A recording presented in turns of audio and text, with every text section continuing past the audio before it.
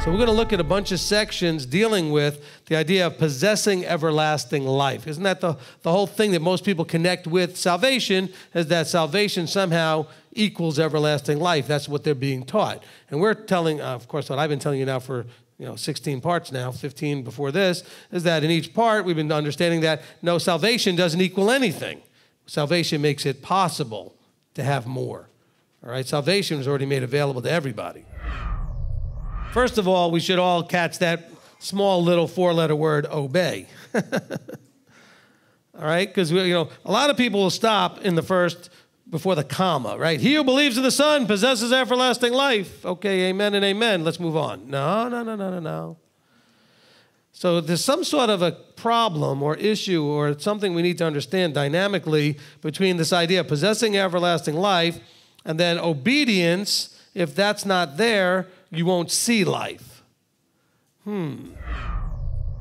What made the man well?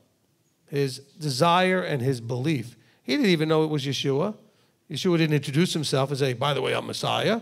He didn't even know the guy's name. He just said, some guy came over to me. But he believed. There was something about that presence and his interacting with Yeshua that he listened, he accepted, he embraced. No arguing. He received. And the belief made him well. You're going to believe the church is talking to you? You're going to believe the Son himself when he says, my Father is greater than I. Anybody heard that verse? Do you believe him? Oh, what's the argument? See, but that messes with the Trinitarian idea that they're all three co-equal things. The Son made it very clear. There's no such thing as that idea. He says, my Father is greater than I. Okay? Are they made of the same stuff? Yes, they're of that thing known as the Elohim species or whatever. And right now there's two in that, whatever that is. But there's still a hierarchy. My Father is greater than I. Hear my words and believe in not me, but the one who sent me, you possess everlasting life. Churches have you all focusing on him, not on the one who sent him. And they're not focusing on his words because they were done away with and nailed to the cross, after all.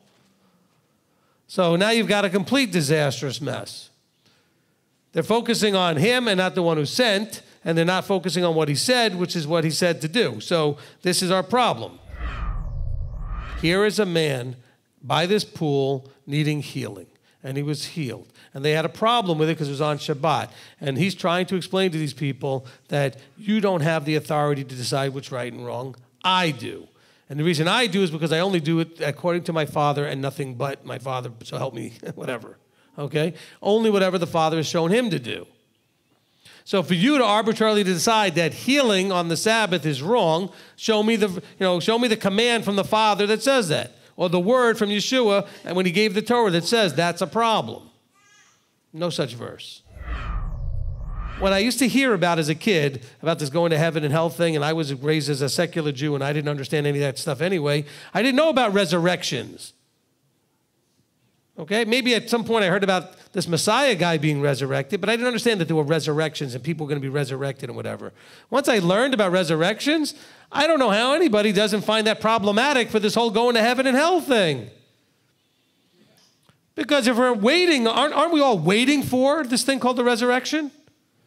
Is everybody that ever died waiting for this thing called the resurrection? So then they're where? In the tomb, or the metaphor being the tomb. How do we not figure that out? You're reading something, you're studying something, and then those dots start to get connected. That's what the Ruach does. Like the whole idea of the verse that says that he's not a respecter of persons. He says he changes not. He's the same yesterday, today, and forever, Yeshua Messiah, right? All these verses that help us to understand that when he's talking about these things, they apply to all, equally across the board.